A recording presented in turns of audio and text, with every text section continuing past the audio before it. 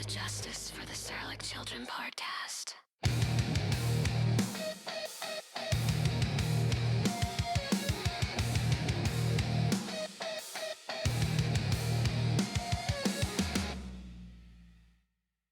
The content of this episode is for educational and advocacy purposes only. All statements made reflect documented filings and communications received by Heather Bendel and the Justice for the Serlick Children team. We encourage all listeners to form their own conclusions based on the evidence presented. No accusations are made without supporting documentation, and all persons are presumed innocent unless proven otherwise through due process. Good evening. Welcome to Season 2, Episode 7 of Justice for the Serlick Children podcast. Today is Monday, April 6, 2026, and today we want to discuss our spring break trip to Chicago and the amazing surprise I had waiting for me at work this morning. Yeah, so this is going to be a little bit different. We're going to stay away from the heavy court-related stuff, trying to keep things a little light and positive. We were reminded again yesterday that, dealing with all the family court stuff as people are, it can be pretty heavy and it can weigh on you a lot. And so for everybody out there, it is critically important to make sure you take time and celebrate the good things. Mm-hmm. So that's what this is about. It's not to brag. It's just we are taking some time to celebrate the good in our lives. And hopefully it helps other people realize it's okay if you have to take a step back and focus on some good things and then recompose yourself before you go through the next steps. Yeah, and as someone who's been separated from my children for 5 years now, gone through many birthdays, many Thanksgivings, Christmas, and of course Easter, this was the 5th Easter that I've been separated from my 4 children due to lies and illegal corruption in my family court case. So obviously the holidays are always rough. So I know exactly how others out there feel when it comes to being separated from your children on the holidays. So my heart goes out to everybody that is also experiencing that. Now, that being said, we did have the opportunity. You had, as a teacher, you have your spring break where the students all get the week off, and as a teacher, you do as well. So we took the opportunity to make a trip into the frozen tundra of Chicago. Literally drove through a blizzard to get there. Yeah, it was interesting. We had fun. So we had some fun stuff planned. Last time we were up there was 2 years ago. 2024. In the summer, which is much better time to visit. Take my word for it. June, July, August is our best months in Chicagoland. But that being said, we actually had pretty good weather while we were there. You can't really complain. I mean, it was a blizzard that we drove through on the way. Saw a major accident with 5 semi trucks and 37 vehicles. All crashed. It was definitely interesting. Driving through snow for the first time is since 2023, so it's been a few years since I've had to deal with that. And I will say, honestly, it wasn't that bad. There was a couple sections where there was, some minor accumulation on the roads, but it was more just snow blowing and causing slight visibility issues for us. And then once we got, we only sort of hit that about halfway through Illinois. Yeah. And then as we got into Chicago, the weather cleared up. Yeah, there was some snow on the ground, but cleared up. So for the trip, I have a cousin that lives in Chicago. And your dad lives in Chicago. And so the first couple days we were up there, we actually stayed with my cousin, who lives on the north side of Chicago, but in the city itself. And we basically got there and took some time to have fun. Yeah. So as a marine biology teacher, I obviously wanted to take Pete to Shed Aquarium. In 2024, I took him to the Field Museum. This time we did the Shed and Adler. So we spent a day at the Shed, and then the very next day we went to Adler Planetarium. And I personally haven't been to Adler since I was a young kid. I want to say I went there in Girl Scouts. We have a guest here that wanted to join us. Willow always likes being in the videos. So Shed Aquarium and Field Museum as a Girl Scout have always been very close to my heart. GCNWI, our Girl Scout Council in Chicago, does overnight lock-ins. So, if you grew up in the 70s, 80s, and 90s, and even the early 2000s, a lot of roller rinks did lock-ins, especially on New Year's Eve.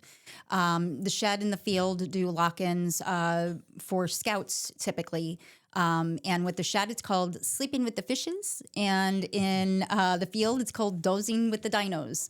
So the Shed Aquarium has always been very close to my heart and my soul within Chicago. So I obviously wanted to take Pete there for the first time. And then also take some photos and videos to bring back to show my students at high school. So we had gone up there, arrived in Chicago the Monday night before St. Patrick's Day. Mm-hmm. And so we spent St. Patrick's Day at the Shed Museum. Yep. And then we went to dinner at a Irish pub down the road from your cousin's house. Miss Murphy's Irish Pub, right up the street from where my cousin lives. Got my corned beef and cabbage for the first time since 2019. So that was overall really good start to our trip. Mm-hmm. And then Wednesday, we had planned on going to the Adler Planetarium. Yeah. And we forgot to check the time that they opened. We showed up around 4 hours early. Yeah, around 11 a.m. And on Wednesdays, they are open late, so you can look through the telescope. Yeah, and then the rest of the time, they close at 4. So we ended up Ubering to a local pub, got lunch, and then Ubered back to the Shed or the Adler. They're next to each other. The Shed and Adler are right next to each other. Yeah. Then Ubered back right as they opened at 4 p.m. Yeah. So we got to check out the Shed and then the Adler the next day. Yep. So and Adler was kind of cool. We didn't get to watch all of the different shows that they have. We really just stayed for one of the shows. I remember the planetarium, the Vanderbilt Planetarium in New York that we used to go to when we were kids, had some really cool stuff that was much more focused on the actual stars in space. The one we saw was kind of like a little gimmicky, I thought. Yeah, I feel like I was a lot more in awe of the Adler when I was younger and maybe a little underwhelmed as an older adult. Yeah, it was, and maybe it was just the show that we saw. Maybe, and here's the thing: none of the shows had descriptions when you get in there to buy the tickets. So we're just like, do that one. It's the next show. We'll watch that one. Yeah. So maybe we'll do it again in the future. Watch something different, but overall, it was still interesting. There's a lot of, I will say, at the Adler, there is a lot of cool exhibits. So when you just walk around, there's a lot of cool space and science exhibits for you to check out. Yeah, so it's definitely geared towards younger children, though. Yeah, so from what I saw. That basically took up our Wednesday. And then the next day, we went to Volo Auto Museum, which I have not been there since, since my father took me there a long time ago as a middle schooler or high schooler. So Volo Auto Museum has definitely expanded a lot since I've been there. We were there for almost 5 hours going through everything. I will say, so the Volo Auto Museum, it's in Volo, Illinois. It's north of Chicago. It's close to where Heather's hometown is, which is why we went to it. We were sort of on the way up there.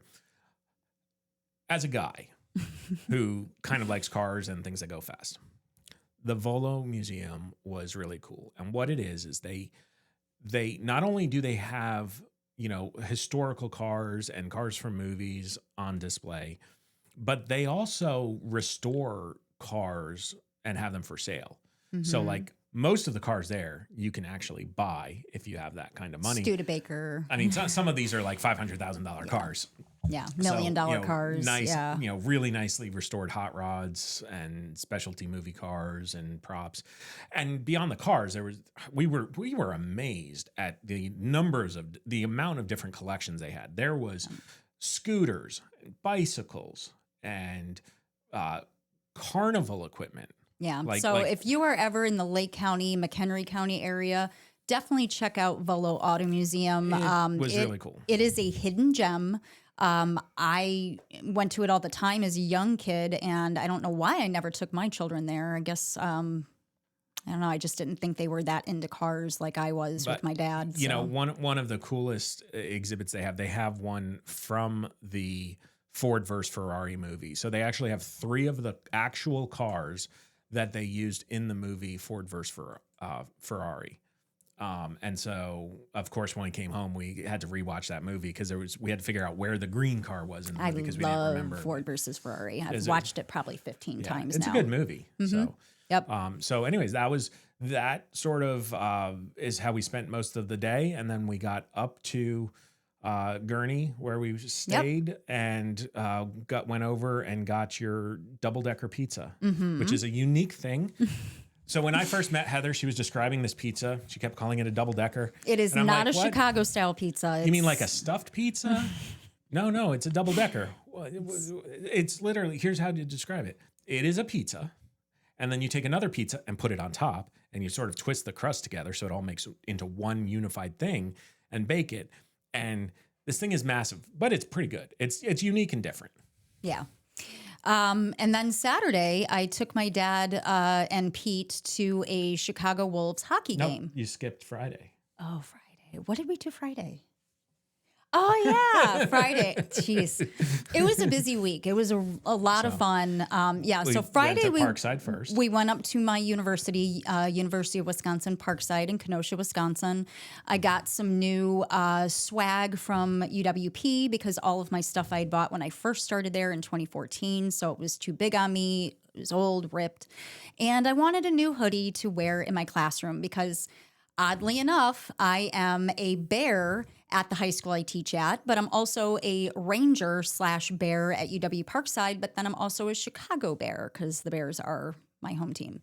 So I wanted to get a hoodie that had a bear on it so I could wear that in my classroom and have my kids ask me about it.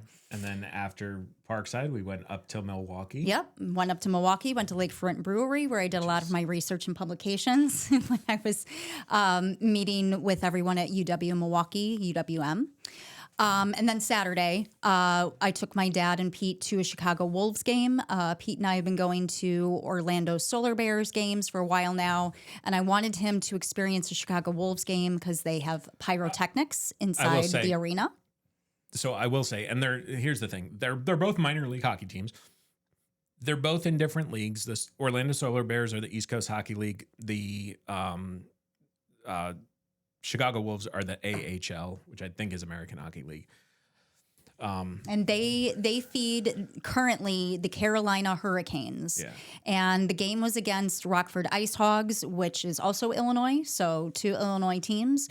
And the Rockford Ice Hogs feed the Chicago Blackhawks. But I will say, having been to Orlando Solar Bears games and now seen a Chicago Wolves game, Orlando fans need to step it up. I mean, you go to an Orlando Solar Bears game compared to the Wolves game, that place is dead. Yeah. I mean, no energy compared to That's why I said you need to see what I've been experiencing pretty much since 12 years old. I've been going to Chicago Wolves games. It's pretty cool. Go online. I'm sure there's videos on YouTube of the starting sequence for the Chicago Wolves. Apparently, Heather says it's the same every time. Because she knew every single cue down to the second. I used to take my kids to the Wolves games all the time. And she made sure to book our seats as close to the fire as possible. Well, I could have gotten closer. They were already pretty booked up at that point. Normally, my kids and I sit closer to the fire. I will say, it was pretty cool. They do some cool stuff in that arena, which it's a smaller arena, but they do some cool stuff. Obviously, the pyrotechnic entrance with some other, bang fireworks. And skates howling and then shooting off more fireworks from his hands. Yeah, and then that's always been my favorite. They have a remote control blimp that they literally fly around the arena dropping coupons on people. Yep. And then they do a lot more t-shirt throws than they do in Orlando. So yeah. It was pretty cool. It was a good us Chicagoans are very passionate about our sports. But it was really good. You had a good meeting with your dad. Yeah, and I learned something new about my father. Apparently, he had never been to a hockey game in his life until I took him that Saturday. Blows my mind because he lives 5 minutes drive. It blew my mind too. I literally had to ask him twice. Wait, what? You've never been to a single hockey game in your life? Yeah, nope. He was literally 5 minutes. He didn't even know the rules of the game. I was teaching him the rules of the game. 5 minutes from the arena where the Wolves play. Yep. Probably just as close to the arena where the Blackhawks play. No, United is it on the downtown south side? Chicago. Oh, okay. Yeah, Right. you know, But still, he's pretty probably a close. good 30 minutes away from United Center. The game ends and we get up to leave. We're like walking out and he says, so is there not a fourth period or a fourth quarter? So I think that confusion was from me when he was asking me how many periods there were. I think I misquoted. Oh, okay. So that could have been on me. Okay. So sorry, Dad. That was my bad. But But yeah, that was super cool at 45 years old, taking my father to his very first hockey game. So now I need to find out what other sports he hasn't been to. So next time we're up there, I take him to something new, like a crosstown classic between the Cubbies and the White Sox. yeah. And so that was basically our Saturday night. And then Sunday morning we got up and drove home. packed up and headed south. Got back Monday, 4 p.m., and I was back in my classroom Tuesday. And right as our spring break trip was winding down, I was officially on my spring break at UW-Parkside for my 2 MBA classes. So I finished... Thank God, because that class you just finished. Oh my MBA God. 720, Information Technology for Business Decision Making. I was super excited for, because as someone who loves technology, loves softwares, I thought for sure this class was going to teach me some new softwares that has to do with business management, blah, blah, blah. It was 7 weeks of Excel spreadsheet manipulation. That class almost got us to break up.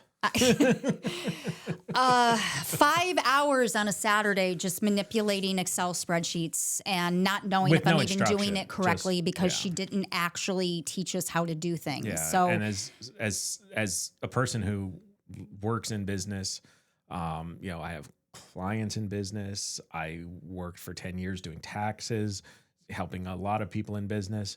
The Excel stuff that this class was having you do isn't done anymore. no, It's ancient. it's not. It's not. And most corporations, most recently, the large corporation I've worked for is Capital One. I can tell you for a fact, Capital One does not use any Microsoft products anymore. They have completely gotten away from Microsoft licensing because each employee has to have it and uses Google Chrome for business instead. So it was incredibly frustrating to be in 2026 and I'm manipulating Excel spreadsheets for 7 weeks straight. But ultimately, I ended up with a 98% in the class, surprisingly. No idea how that happened, but I don't know, but it happened, and I'm not complaining. 98% is amazing for a 700 level class. So I got an A on my official transcript, and now I'm currently in MBA 732 Corporate Financial Management, and it's all on Cengage Unlimited. It's all on Cengage Unlimited. I know the software. I know exactly what's expected of me, and I am so relieved that this second class of this year is going to be easier than that first one. It's kind of funny because you showed me your first homework assignment, and I was just looking through it, and I'm like, yeah, all of that is like basic stuff I had to learn for my stockbroker's license. Yeah. So I'm very relieved at this session B class is all on Cengage. I like Cengage. I know how to use it. So, and for anybody out there who we're saying the word Cengage, it is a online student e-portal. Well, it's not. Different schools. It's not necessarily online. Cengage is the publisher. Okay. So, like my paralegal books are Cengage. Okay. My oceanography book for my high school class for marine biology is Cengage. Oh, okay. So Cengage is the publisher. Cengage Unlimited is just the software access. Okay. You can do 4 months, 6 months, or 12 months, and it gives you access to every single book in their library, unlimited, for whatever thing you choose. But it's point being, I've used program. Cengage obviously for a lot of things, including my job teaching marine biology at a high school. So Cengage is our publisher as well for the oceanography book we use. So what have you been up to with your career? Well, I mean, I don't want Heather to, get her head up there in the clouds that she's doing all these classes. So I'm in some classes too. I'm actually working toward my certified financial planner designation. And with that, through the program I'm doing, there's a secondary designation called a chartered financial consultant. So the big news is my last class to complete the education component for the CFP. So the requirements for the CFP, Certified Financial Planner, you have to have, it's like 6,000 hours of working experience.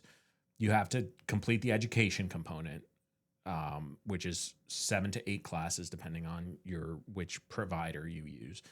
And then you have to take and pass the CFP board exam. So I completed the education component.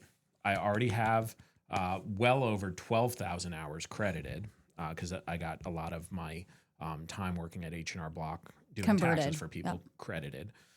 So the last thing I have to do to earn my CFP is to take and pass the CFP board exam, which hopefully is going to happen in July. So it's going to be a lot of studying between now and then. In the meantime, I did the education component through the American College of Financial Services, and they have a designation that they do called the Chartered Financial Consultant. And to get that, there's just one additional course that I have to do. So I actually started that course. So I'll by the time everything's said and done, I'll be Peter Arnold, CFP, ChFC, WMCP, EA. Alphabet soup. BA, MA. I just have BS behind my name right now, but it'll soon to be MBA/BS. I mean, here's the thing. I earned my master's degree back in 2008 in a totally different subject. It was my master's is in higher education administration.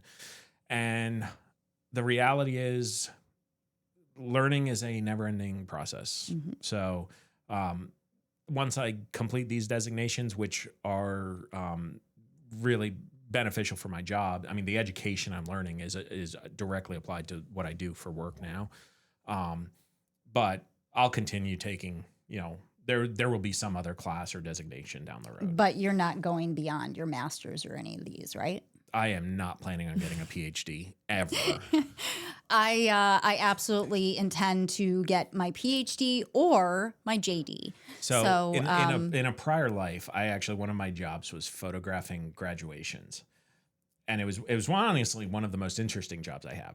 But I will say, every time I photographed PhD graduates, for better or worse, they are complete deer in headlights going across the stage. They have no idea what's going on at all. Because they spent so much time earning their PhD. Yeah, no, I know. My friend Kara up in Chicagoland, she is getting ready to get that PhD behind her name. And I'm super, super proud of her because I have known her since which school? Elementary school? Because she's actually...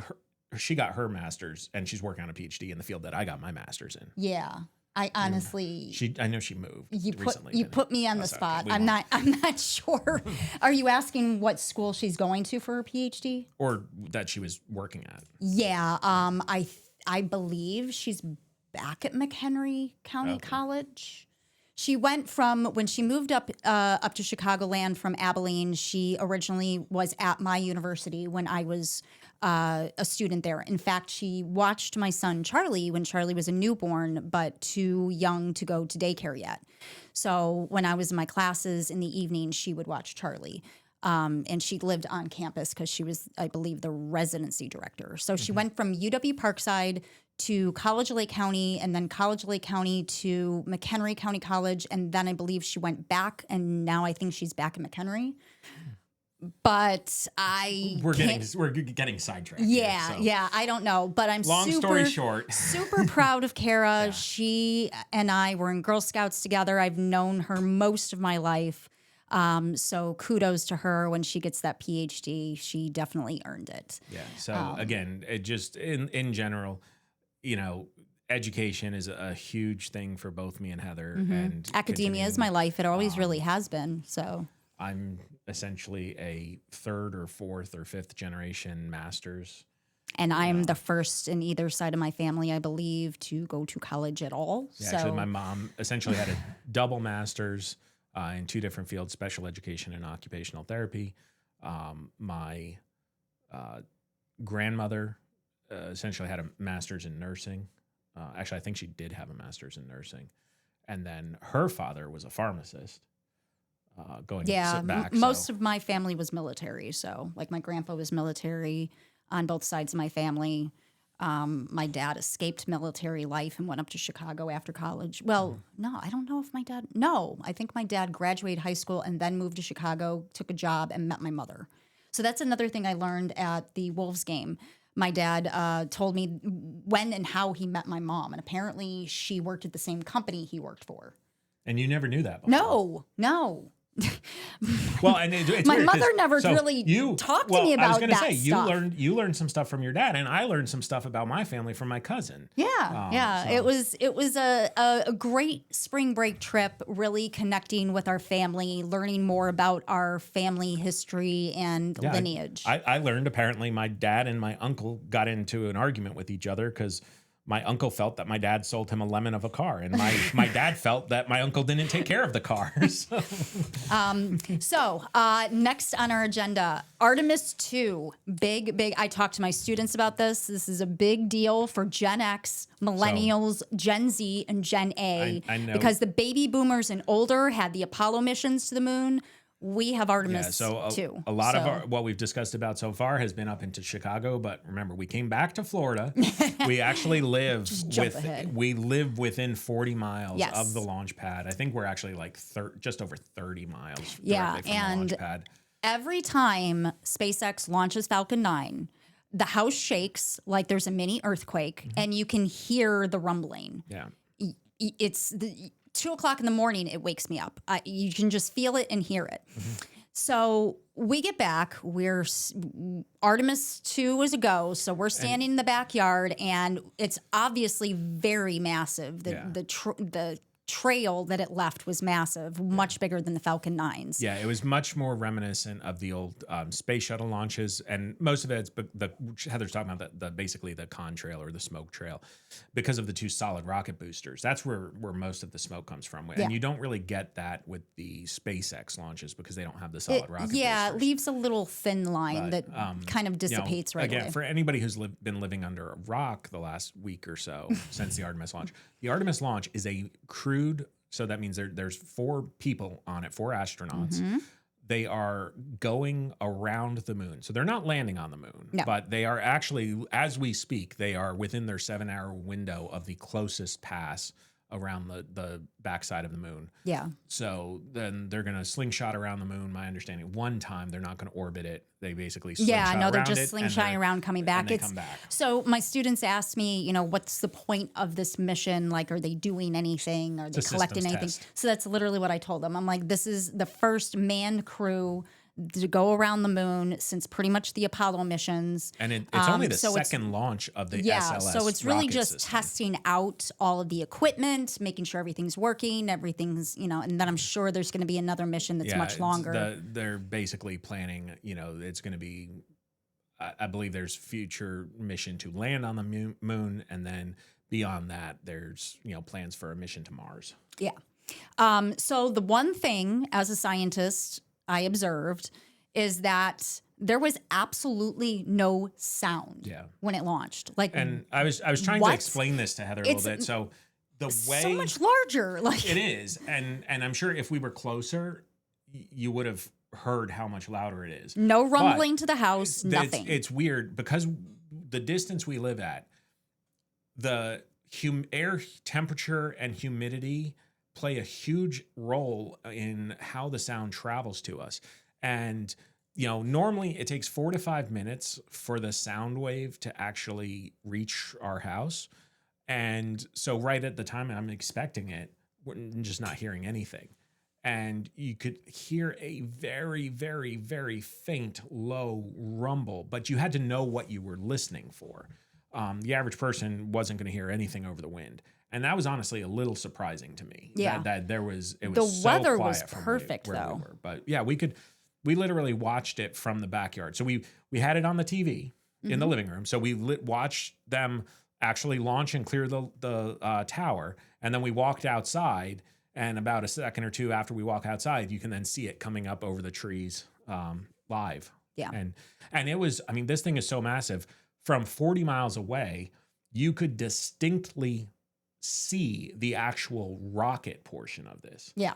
which is not normal. Like a lot of the SpaceX ones, you don't necessarily see the rocket from this far away. You just see the fire and the smoke behind it. I think I don't know what the grand total was, but I think they said there was thousands of people that flocked to I'm Kennedy. sure there was hundreds of thousands of people. And they shut down that one bridge. The NASA Causeway. They shut that completely down because it was just all filled with pedestrians. Yeah, so anybody who's not familiar with the geography of Central Florida here, basically the east coast of Florida has a series of barrier islands separated from the mainland by the Indian River, and then going south, there's the Banana River that also composes part of it. Cape Canaveral is the landmass sort of eastern end of it sort of forms a point on these barrier islands. Mm-hmm. And there's a bunch of bridges up and down the coast that cross from the mainland over to the barrier islands. There's two bridges in New Smyrna Beach, 4 or 5 bridges in Daytona and Ormond Beach. Mm-hmm. And then going south, you have bridges in Titusville and Cocoa Beach and Melbourne. So some of these bridges that are closer to the launch, they were just completely packed with people. Yeah. Yeah. So, but I will say it was pretty cool to watch it. I sent the photos to my dad like immediately as soon as I took the photos. I sent it right to him, and then he shared them with his rocket friends. Yeah. And actually, when we got home today, just because I had seen that it was going to be the closest pass to the moon, I actually turned on the live feed on the TVs for us to watch for a little bit. So yeah, and then finally, what we want to talk about is what happened this morning. I did. So scared. I don't know if this happens to everyone, but my entire life, even though I was a straight A student, I was a good student, I was teacher's pet in elementary school, blah blah blah. Every time I got called to the principal's office, I always thought I was in trouble. Every time, even though I never got in trouble. It was just, I don't know, it was that authority figure. So if you can imagine now as a teacher, when the principal calls my name, I immediately am like, what happened? What's going on? What's wrong? Is everything okay in my classroom? As soon as you walk on campus and you're almost to your classroom, you hear Principal Korn. Yep. He called me over. He called me over. And it made my week, to be honest. I'm so excited about this. So as a first year teacher, as a Girl Scout, I look at all resources to give my students the best experience I can with the little amount of experience I have as a public high school teacher, right? So my school district has a nonprofit that every month teachers can go there, shop for school supplies. It's all donated. Disney donates, FPL donates, Walmart, all the local stores donate. It's pretty cool. Yeah. I've never seen anything like it. Yeah, me either. I had no idea anything like this ever existed for teachers, so I feel incredibly blessed. So every single month, I take time out of my day after school to go there and shop for my students. And I have a whole bookshelf that's just school supplies. So loose leaf paper, plastic folders, spiral notebooks, pens, pencils, stencils, rulers, calculators, pretty much anything a student could possibly need to be successful as a high schooler, minus like a TI-85 calculator. And now we have our other live guest, Tiger the cat. So anyways, I have been going to a gift for teaching every single month religiously to make sure my students have the resources they need to be successful. No student should ever be without school supplies, and that's kind of my motto when I was a Girl Scout leader as well. No Girl Scout or Boy Scout should ever be without something they need to earn a merit badge or do something they want to do in scouting. So I had learned that our school district offers grants for teachers to apply for equipment, a lab, whatever would enrich the students' education experience. So as a geologist teaching marine biology, because it's all encompassing planet Earth, I was trying to think of a lab we could do that doesn't require a sink or water, because my classroom was an old drafting lab, so we don't have sinks or Bunsen burners or water faucets, etc. So I have to get creative with my classroom. It's a massive classroom, but we just lack those other supplies for labs, for it to be a science classroom. So I was researching what cool labs we could do that doesn't require a lot of those other things. Bunsen burner, as much as I'd love to use Bunsen burners, I just don't have that option in this classroom. So ultimately, ChatGPT came up with Starfish dissection labs. And I'm like, how cool is that? Well, originally you were actually looking into doing like baby sharks. And then my mentor I told was you like, that song is terrible.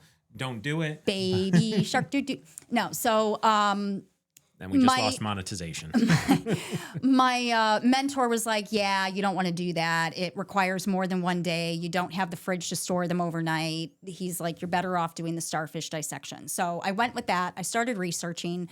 I found out what company I'd have to order all the materials from and the actual specimens from. I had the local rep make 2 quotes for me. One with reusable equipment and one with disposable equipment. So I could just kind of say, hey, to save money, we go this route. And then I also threw in, hey, this is based on labs of 3 students per starfish, but our tables are 2 to a table. So I'd rather have 2 students to 1 starfish, which means that we'd need to buy more starfish. And more dissection kits. Yes, more of everything. Well, the PPE is the same regardless. Exactly. So I spent a lot of time researching this, gathering all the information I needed to apply for this grant.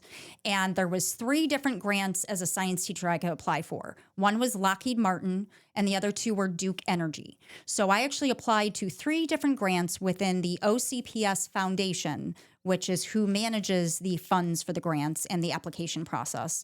And I was speaking to the person directly, making sure I was filling everything out correctly. Like, I really did my homework to make sure that I did everything correctly, because I really wanted this for my students. Science is hands-on. You cannot learn by just reading it from a book. Yeah, even geology, you have to have the rocks and minerals in your hand and look at them. For a marine biology class, you have to at least have one marine animal that you can physically look at and examine. Right. So I applied for that, I want to say a month ago. And this morning, my principal Korn, and I believe someone with OCPS Foundation, I didn't catch her name because it just happened so quickly, came up to me and surprised me with this. Hopefully it's right side. Yeah. If you're listening to this in audio, you won't be able to see it. In the YouTube video, you will. Giant check for $3,000. Yes. So Duke Energy awarded my students and I $3,000 through the OCPS Foundation. And I don't know what just happened to the camera there. It froze. But hopefully you guys can see that. OCPS Foundation. I'm just going to cycle. So, did it come up? Well, I'm going to cycle our logo out back to video. Okay. Well, we're still live, so I'm just going to keep talking. So as of today, my students and I have $3,000 to spend to order everything we need for a starfish dissection, and it has to be completed by May 15th. Obviously, we're going to have that done before then, because I do actually have seniors. A majority of my students are juniors, but I do have seniors, but seniors leave like 3 weeks early. Yeah.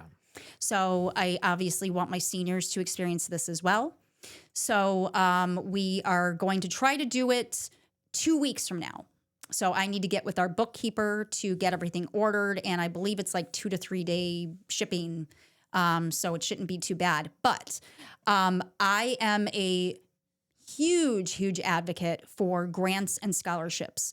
So many of my experiences as a student through my associate's degree, bachelor's degree, and not my MBA, but my associates and bachelors were study abroads that grants and scholarships pretty much paid for. I had multiple grants and scholarships I could apply for study abroads, so I took advantage of them. So my 2 study abroads to Costa Rica and my study abroad to Germany was pretty much covered through grants and scholarships, as well as a certain portion of my associate and bachelor degree tuition. So obviously, I want to instill in my high schoolers that grants and scholarships are an amazing way to have money thrown at you that you don't have to pay back, and that can allow them to actually further their education once they graduate high school.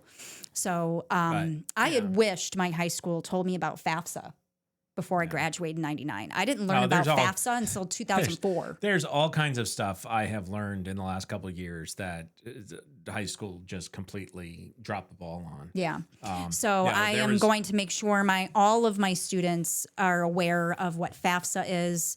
I have no idea if our high school counselors teach them about that or not, but as someone who would have gone directly into College of Lake County out of high school in 1999 and thought that I had to pay my own way and I just couldn't afford it, I would have absolutely gone to school immediately after high school had I known about FAFSA. So hopefully my children know about it. Yeah, but I mean, like God knows all the stuff. The Serlick family isn't about higher education. The 2 online accounts, one is the "what? No way" guy, and the other is "you mean to tell me for 40 years" guy. So those 2 channels, the stuff I have learned from the 2 of them makes me wish I didn't even go to high school because I've learned more practical stuff from those 2 channels on Instagram and YouTube. Yeah.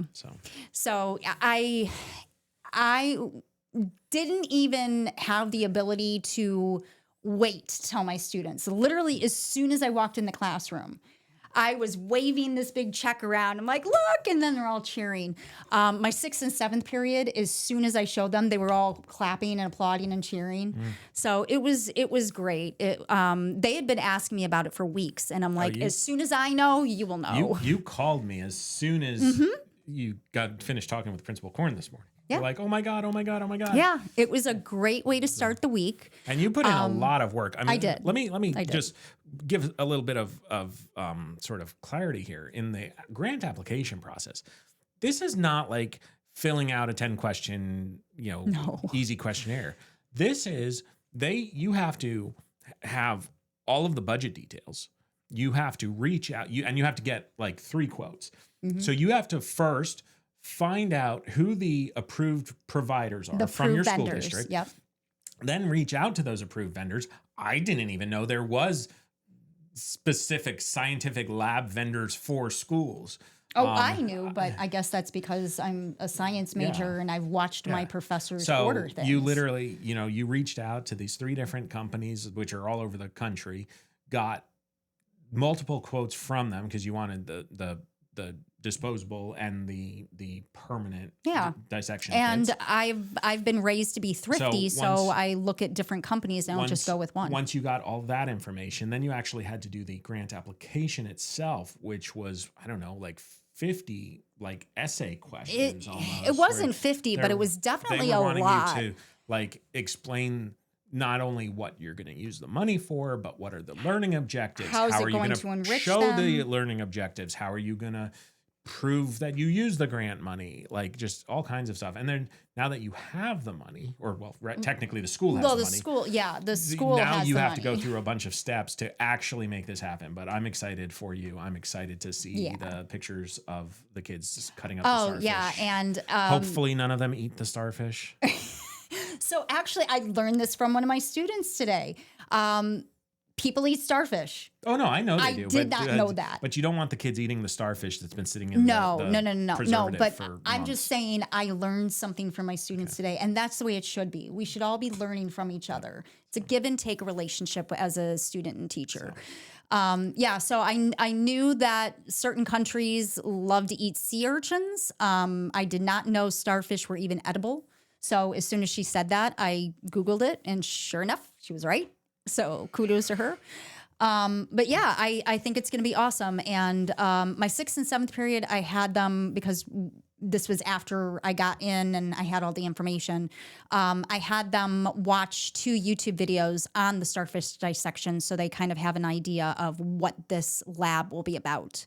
And overall, they seemed pretty excited. I did get a dirty look from a girl or two, but I assured them one person can be the writer and one person can be the actual one cutting the tentacle I think it's called a tentacle, if they're not comfortable doing hands-on. So I get that it's a texture and squeamish thing, so it will all work out. But but I'm so excited for them. Lots of good things. So again, was the purpose of this video, is just to sort of serve as a little bit of a mental break from the court stuff, because the court stuff does get heavy. Yeah. That being said, we did have one comment from Mariah asking if we can help expose South Dakota corruption. And Heather will definitely reach out to you with some links and resources and people to contact.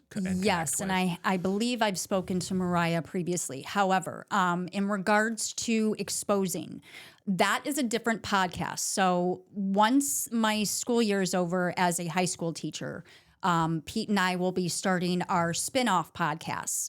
His is Support Isn't Silent, and mine is Disrupt the Corrupt, where I'm going to have guests on, just like Marianne Petrie does, and allow others to tell their story, explain their case, expose what's happening in their local family courts in their state. So that is to come in June of 2026. Originally, we wanted to get it launched last year, and then we just realized there's just not enough time in the day as Pete and I are working on our careers and education. And as we have learned just doing this podcast, and it's been a learning process to get the technical side of it right. Yeah. Getting making sure you have consistency with content and just overall production. Yeah, we're still learning.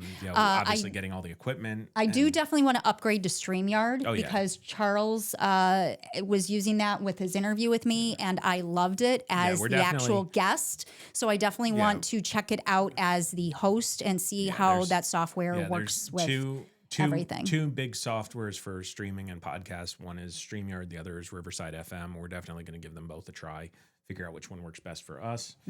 So that's coming up in the next couple weeks once Heather is on summer break. Yep. And then Podbean is the podcast software we use for the RSS feed to send out to all the podcast platforms. So like Marianne says, and all the platforms I'm not aware of, it literally sends it out to a whole bunch of stuff that you don't even know about. So the podcast is everywhere. So this podcast right now is on all podcast platforms. So it will be the same with Disrupt the Corrupt. And so we'll get those out there. And then I think the last thing we want to say tonight is, right now, you're watching on Facebook Live, but we're going to repost this video on YouTube.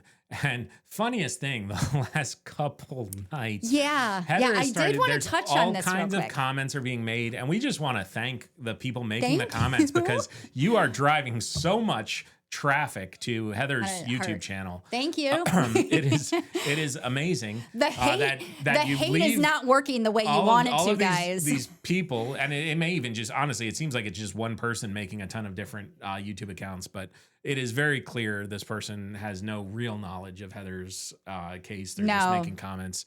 But again, the traffic, we can literally look at the analytics for the channel. And it is just spiked over the last few days. All because of these trolling comments. Yeah. And nobody looks at, seriously, think about it. No one looks at YouTube comments. When's the last time you read through a YouTube video's comments? Nobody's doing that. So I'm fairly certain I know what triggered this. Yeah. I'm fairly certain I know who's behind it. But what these people don't seem to understand is that Mary Serlick and Laura Stiles are lying to everyone, including my children. So it is very easily traceable, the comments that people leave, where it's coming from, where the stem source is. Okay, let me give you a marine biology. This is on our Thursday test for my students. A point source for pollution is a direct source of the pollution. So like Deepwater Horizon is a point source. Yeah. Greenhouse gases is a non-point source. So it kind of falls right in with Mary and Laura are point sources to all of this drama. And so all of these flying monkeys that are leaving these YouTube comments, which number one, I have it on hold so that no comments get filtered through. They're not even going public, so. They're not even going public until I approve or deny it, and it's been set up that way for a while. So every single comment does not show up until I say yup or nope. So what's the point of what you're doing? Just wasting your own time. Number two, the comments people are leaving, the content of it makes it well beyond obvious. It's stemming from Mary Serlick, my ex-mother-in-law, Justin Serlick's mother, the grandmother of my children, and her BFF, Laura Stiles, two 65-year-old retirees that literally have nothing better to do with their life than attempt to wreak havoc in mine. But as you can see, it's not working. And all they have done is sent a whole bunch of traffic to my YouTube channel, including my Facebook page, Justice for the Serlick Children, that has now gotten more followers in the last 72 hours. So between my YouTube channel traffic uptick and the influx of followers on Justice for the Serlick Children, they're quite literally promoting my podcast and my content. Just by posting, yeah. So thank you. So that's all we have to say. So we're going to leave it on that. We've been almost an I got hour. one more thing to say. Okay. Our next episode, episode 8, we will be discussing everything regarding Illinois District 2 Court of Appeals and Florida District 5 Court of Appeals. We have a funny story about District 2. District 2 and District 5. District 5 tried to pull a shady one on me. I called them out on their BS and their ignorance, and they were like, oops, clerical error. My bad. District 2, it's a funny story. We'll tell you. Yeah, but it's going to be some fun content, but we wanted to separate this out so the episode wasn't an hour and a half to 2 hours. But stay tuned for episode 8 later this week, talking about all things Court of Appeals. All right. Thanks, everybody, for watching. I'm Pete. This is Heather. We appreciate all the time you give us. Have a good night. Thank you, everyone. Shadows fall in the family court.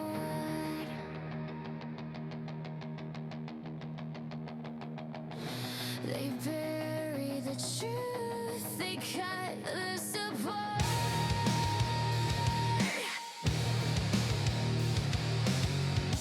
Corruption thrives where the silence stays.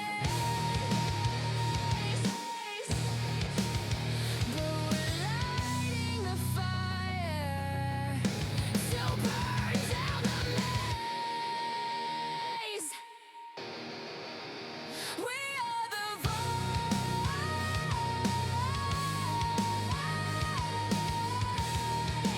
for the voiceless. We are the voice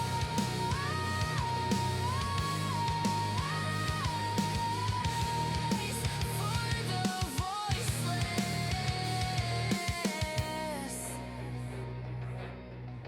This is the Justice for the Serlick Children podcast.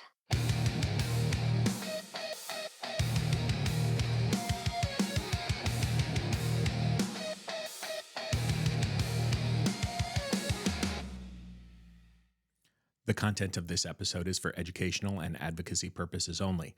All statements made reflect documented filings and communications received by Heather Bendel and the Justice for the Serlick Children team. We encourage all listeners to form their own conclusions based on the evidence presented. No accusations are made without supporting documentation, and all persons are presumed innocent unless proven otherwise through due process.